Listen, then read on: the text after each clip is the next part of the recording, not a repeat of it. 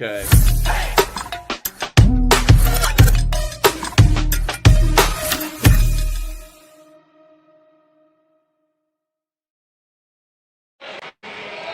All right, Spring. This is something that I don't believe we will ever see again. Gabriel Landeskog coming back after 3 years of being gone from professional hockey. The last time we saw him play a professional hockey game was Game 6 of the 2022 Stanley Cup Final. There were times where we thought his career was over, that this night would never happen, and he got through it. Did he look like a world beater tonight? No. Did he have to? No. But he had consistent shifts, consistent energy. He got up to full speed a couple of times. He took bodies and physicality early on in this contest. He kills a penalty, almost scores a shorty. If that's the one game that you get to see before the playoffs, I think it's a big green check mark. I completely agree. First of all, that was one of my favorite hockey games I've ever watched. We will never forget that game. If you watch that game tonight, it approached, I think I saw 20,000 viewers on YouTube. That was special, man. You know, what a unique moment. What a unique game. I'm so glad that I was alive for this. I mean, that was just like, I'm a niche guy. It I'm a is hip niche. guy. Like, that hit my niche spot so well. Seeing Gabe Landeskog play for the Colorado Eagles. Shout out to the Eagles. I heard Kevin McGlue at the end of that broadcast say that that's the most win. This is now the most wins the Eagles have ever had in one of their seasons since joining the AHL, and Gabe Landeskog was a part of it. Okay, I mean, I tweeted out, man, just before this show started, and I was thinking it in the third period, and even after I thought it, I saw a couple more things that furthered my opinion. He's ready. Gabe Landeskog is ready to play in the playoffs. Now, was he a world beater tonight? Did he do a ton? Did he play in excess of minutes? And I'm trying to pull up a box score here to see what his time on ice was, if I can get that. I might not be able to. Perhaps I will. Either way, here's what I'll say, man. In the third period, the two moments that stood out to me late in this game, one, he's going off for a line change, and a puck is errantly cleared into the neutral zone down ice. It's going to be an icing. Gabe Landeskog contorts his body. I'm sure it would have been uncomfortable on a sore knee, and he touches that puck and prevents an icing at the red line. Two, I think this was his final shift of the game. TJ Tynan has a defensive zone faceoff, and he loses it, and I'm like, damn it, TJ, I want you to win every faceoff because I want Eagles puck possession, especially when Gabe Landeskog is out on the ice. I need to see Gabe Landeskog touch the puck and have offensive chances and offensive control with Gabe out there as much as possible, okay? Well, they lose the faceoff. There's a puck that is cleared down the ice. There's no icing. Gabe Landeskog is the first forechecker down. It was the most speed I saw from him all night. He 100%. hounded his ass off on that forecheck. He executed the forecheck. The Eagles weren't able to corral that puck, but that was it. That was Gabe Landeskog right there. There were moments early and throughout the game, but my opinion was reaffirmed at the end of that game that at the very least, Gabe Landeskog can play 10 minutes a night, fourth line minutes a night, at the very least, if not third line minutes, on a possible line with Charlie Coyle and Ross Colton. Ross was in the building tonight. I saw enough, and I don't think that they wanted to overuse him. I think he was on some sort of a minutes restriction. They were playing it safe to a degree, but Yes. from what I saw, he looked like Gabe, and he looks ready. The fact that he looked ready, I was expecting him to look like he was ready to play professional hockey. And again, I'm trying to find, as I look at my phone, I'm trying to find the box score to see time on ice, to see shift reports. I can't find it right now, but it was consistent. What I loved at the beginning of this is he brings himself into the fight early on in this game. You see a little bit of a scrum early on. I think it's hilarious that a referee calls him for hooking early in this one. Like that's something that when you're sitting around having a bunch of beers with your buddies and you're the AHL ref, you're 25 years into your refereeing career, whether it's been college hockey, American hockey, the East Coast League, something like that. He gets to tell that story for the rest of his life. Hey, you know when Gabe came back after 3 years, I called a penalty on him on his second shift. I loved how he got himself into the fight, the headlock that he puts that kid in. The referee screaming at Gabe Landeskog too. He just goes, let him go, Gabe, let him go." And Landeskog's literally looking at the referee, who I'm sure he's older than at this point, just laughing at the kid and going, "All right, fine, he can go now. He can go back to the bench." He's the same guy. He's the same guy. And I agree with you. Can he give you third line minutes? I certainly think he can. Now, the step up to the National Hockey League is drastically different, and I think if a lot of people were watching their first American Hockey League game, you saw the stark differences in terms of like everyone comparatively in the National Hockey League as compared to the American League. Everyone's always in the correct position at all times comparatively. You didn't see that tonight. It was, it's a sloppy game. It's a little bit slower. It's not as crisp and as perfectly checked. It's going to be a big jump from him, Spring. It is, and yeah, the speed. The players are not as fast as NHL players. Quick shout out. I'll say this right now. Nikita Prishapov, he has some speed. He scored the second goal, but his skating in the neutral zone, and we saw this kid get a stint early in the season. A little bit of a surprise. I understand why, especially watching him tonight, and he was impressive then. He's got some speed. There's another Eagles player that impressed me tonight, another prospect that I really like. We'll talk about him in a sec. So yeah, the speed wasn't. That's the AHL speed. It's different than NHL speed. There's no doubt about it. And before the explosive burst that I saw from Landeskog towards the end of this game, look, let's not forget that Gabe Landeskog he's not built on his speed per se, even though he was playing on an Avalanche team with a bevy of that trait, whether it be Nathan McKinnon or Cale Makar, a variety of other players who play with a lot of speed on the Avalanche. But Gabe is one of those position guys, IQ guys, very direct and I don't want to say plotting, but he's not a burner. He's more going to pick his position and pick his moments. That's who he's always been. And I saw a lot of that. Like, he wouldn't skate fast for the better part of tonight's game, but his strides were long, and he covers a lot of ice even with his long strides, despite his lack of true burst of speed. So I don't think much has changed, really, at least from what I saw, now that he comes back from the knee injury. And again, we're talking about fourth, maybe third line minutes. And the emotional boost it would give the Avs, I mean, I think it's worth it. I think it's worth it if we're talking about Parker Kelly or Yoel Kiviranta. And look, both those guys have been admirable for the Avs this season. But I think it's worth it to cycle Gabe in. Maybe he doesn't play every game of the Dallas series. Maybe he's a healthy scratch one or two nights. We'll see how the knee responds itself. That's going to be a huge key. How does the knee feel after this game tonight? But beyond the speed and the burst, look, how about that wrist shot that he lays in the first period? That's an NHL wrist shot. That was the best shot of the game. Leaves the ice, top shelf. There are a lot of shots from these AHL players tonight that didn't get a lot of height on them. Gabe actually ripped one. You're acting like they're U8 players who can't lift the puck off the ice. Well, Oscar Olausen had one. He had one time look tonight, and he had a few of them, but it's probably his best look. And shout out to this Whitehead goaltender for the Henderson Silver Knights, Cameron Whitehead, I believe making his professional debut tonight. How about that?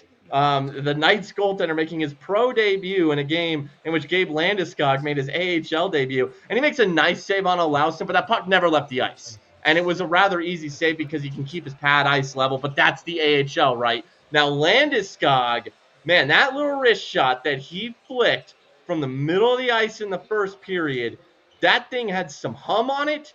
It looked pure. I mean, he's an NHL player. It doesn't leave you. Even if it's a Zach Parise situation where he's a bottom six guy, I believe he still has it in him. I still think he has it in him. Now, I see the questions from Anthony Pacino here on YouTube. He goes, third line minutes, but it's $7 million per year.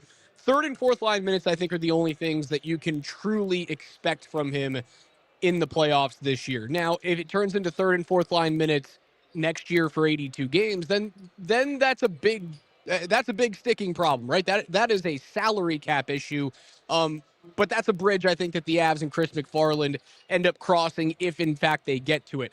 This is still very much a work in progress. This is still very much an experiment to see if this guy can come back. What's nice is Gabe said his knee felt great after this game.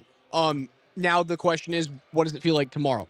I don't expect him to play tomorrow. I think that would be crazy. There's no way if I'm the Avs, I want him to play in back-to-back hockey games for the first time in 3 years on back-to-back nights. I don't want to send him to Tucson. I don't want to send him to California, which are the next 4 games that the Eagles have remaining in the season. I don't want to see him. I think this is the one time that you get to go play pro hockey, and then you throw him in on April 19th or 20th when the Avs go see Dallas in round 1. He gets to play in game 1 for that. It had to feel awesome. And what we spoke about in our last post-game show, Spring, it happened tonight. Nathan McKinnon, not on the team flight. Cale Makar, not on the team flight. Josh Manson, not on the team flight. Ross Colton, not on the team flight. And you know where they all were tonight?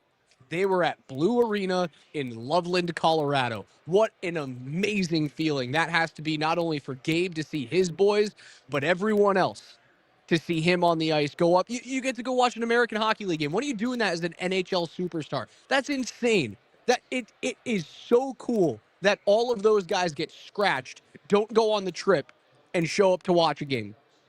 Look, man, it's actually not that unprecedented. I'm a Metro State grad. I remember Kenneth Farid showing up to a Metro State Roadrunners basketball game. Some dudes just love the sport, but it goes beyond that with tonight. And look, I'm glad Nathan McKinnon did not play in the Vancouver Canucks game, and then naturally you would think he wouldn't play in Southern California either. And we've forecasted this for the better part of a week now, that you wouldn't play a lot of your key players in these 2 games in particular. Forget the Canucks game that we're talking about, a little before that, but these 2 season finale games that are pointless now that the Avs lost to the Canucks, that you wouldn't play some of these guys. And it just so happens that Gabe Landeskog is getting a conditioning assignment with the Eagles, his first professional hockey game in 3 years. And that's what you do. There's no need for McKinnon, Makar, Ross Colton, Devon Taves, and Josh Manson's been hurt. There's no need for any of them to go play in the NHL game. So what a better use of your time than to go support your captain, a guy that everybody respects, that his teammates have the utmost respect for. Gabe's father was also watching the game with those Avalanche players tonight. And I'm sure that in Southern California, most, if not all, of his Avs teammates were watching they were on YouTube. They were just a bunch of YouTube nerds like you and me tonight. I never thought I was going to see it, Spring. I really didn't. When I threw on YouTube and I saw Mix 100.3's Big Rob bringing everyone through pregame, I didn't expect it to happen. I was waiting for, they're going to scratch him. His knee doesn't feel great. I was waiting for, he's going to play the first period and look like he's just out there on a Sunday skate twirling around to prove to himself or to prove to his kids that he could play professional hockey. I was waiting for the first time he went full speed for him to wince a little bit and then get off the ice. I was waiting for the first time that he felt some sort of physicality, a hit, a hard change of direction on that knee for him to be slower coming out of the turn rather than faster coming out of it and more powerful coming out of it. And none of that happened today. He's still a very long way from being back to the player that we saw him as of 3 years ago. But what a step forward for Gabriel Landeskog. This should feel amazing for him. Avs fans should be absolutely delighted. And now you can say you're pretty much out of the woods here. There is a pathway. You can see through it. And that next turn is game 1 of the playoffs. I thought he was done, man. I really did. I thought this was Carey Price 2.0. I thought the greatest thing that we were going to see out of him was lifting a Stanley Cup championship, and then we were never going to see him again. Much like when Carey Price was in the bubble and he backstopped a crappy Montreal Canadiens team all the way to the Cup final, and then we never saw him again. I was prepared for that. I mean, I was prepared for the possibility, but I always envisioned what, especially the longer it went on, and therefore the more difficult of a road it became for Gabe Landeskog, how emotional it would be the night at Ball Arena where he took the ice once again. And part of me felt like, especially as time went on, that it was a little too good to be true, because that is a true fairy tale moment. I mean, one of the greatest fairy tale moments of all time. This is one of the greatest comeback stories of all time. Of all time. Now, what always gave me hope was, number one, it's Gabe Landeskog. Nobody is going to work harder and go through the due diligence and be able to accept the mental grind. And boy, was it a mental grind. How could it not be? I mean, Gabe has relayed a lot of that to us in his documentary and other interviews. If anyone could do it, it was him. To see Lonzo Ball come back from the same meniscus, tear, whatever, slight. I mean, that's just a brutal knee injury. So to see him come back, and now he didn't play a lot this year, but just to see him come back, that gave me hope. And then as far as tonight goes, day of, I didn't really have the concerns. And you want to know why? Ticket prices were like $2,000 on the open market. You can't bait and switch. You're in too deep. He had to play tonight. But look, man, the knee, I'm glad to hear that it's not bothering him after the game. We mentioned a handful of moments throughout the game that were encouraging. Here's another one. Now, he wasn't out there for the Eagles' first penalty kill of the night because he was in the box. He was in an AHL penalty box, that Gabe Landeskog, for hooking. But the second Eagles PK of the night, he was one of the first two forwards out there for the PK. And that, to me, is a good sign. Why would you put him out there on the PK? That's the most dangerous position you could put a forward in when they're rehabbing from a knee injury. It's an unnecessary spot. You do not have to play him on the PK. But they chose to play him on the PK.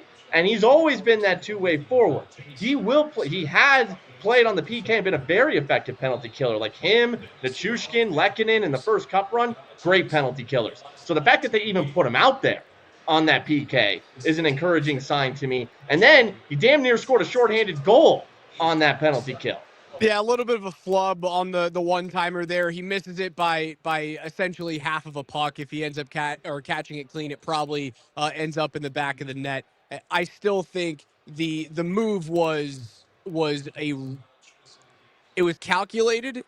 It was a little scary for me to see him on the PK, but knowing how they have to manufacture minutes for him in the playoffs, that's the way that you can manufacture minutes for Gabe Landeskog in the playoffs, is instead of playing a bunch 5-on-5, instead of playing a bunch in your own defensive zone, he might be a special teams specialist on this team. Net front on the power play, a second or a third unit on the PK. That's probably the way that Bednar is going to get those minutes for him. It scared me, but it was a good touch. It was nice to see it.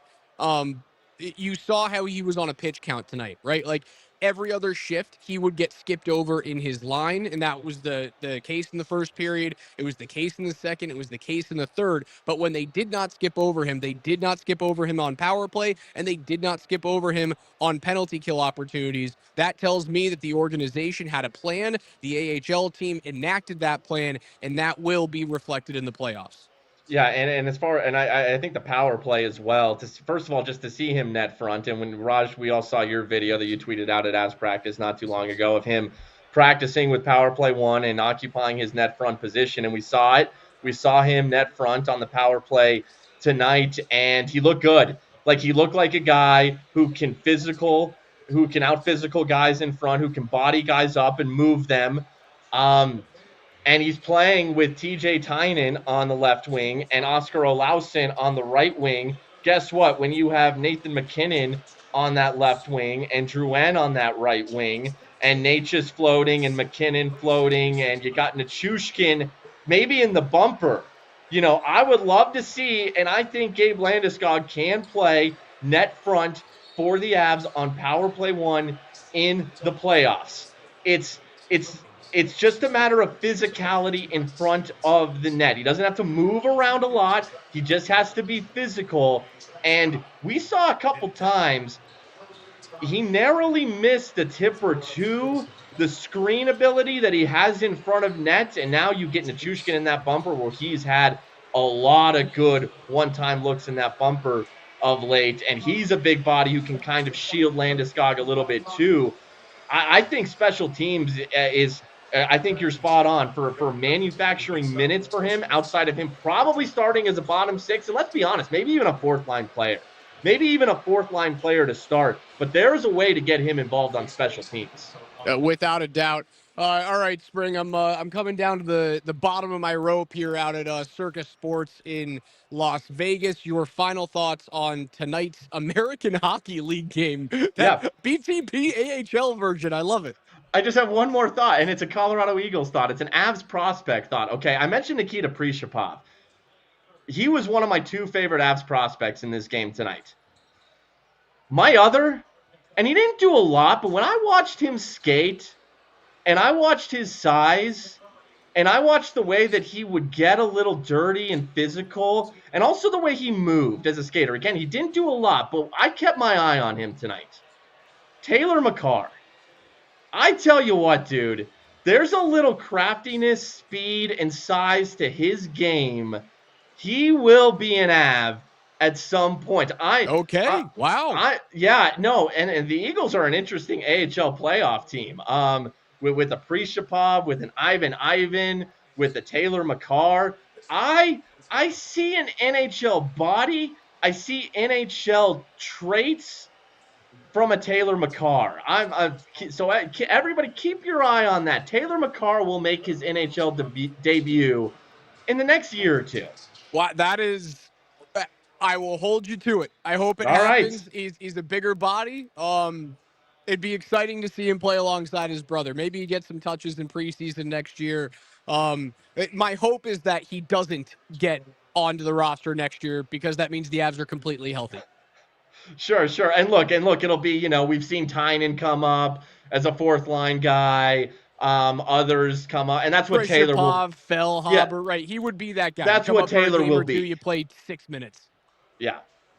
All right, Spring. I'm out of here from Circa for Spring. I'm Raj. Thanks for joining us on an AHL version of Between the Pipes. We will talk to you guys tomorrow after the Avs take on the LA Kings. Right now, the Avs are heavy underdogs in that game. They're not going to be playing anyone. They're in LA against the NHL's very best home hockey team. LA is minus 200 on the money line. The Avs are plus 180 out here at the Circus Sportsbook. Actually just moved down to plus 178. They're heavy underdogs. I don't think they're going to find a way to get it done. Well, they're the 3 seed no matter what. Hey, who knows? Maybe Scott Wedgwood has the game of his life. And he's had some damn good games this year, but maybe he has the game of his life. All right, Spring, I'm out. We'll talk to you guys tomorrow after the Avs take on the Kings. But at long last is here. Gabriel Landeskog, after 3 years, returns to professional hockey. What a day.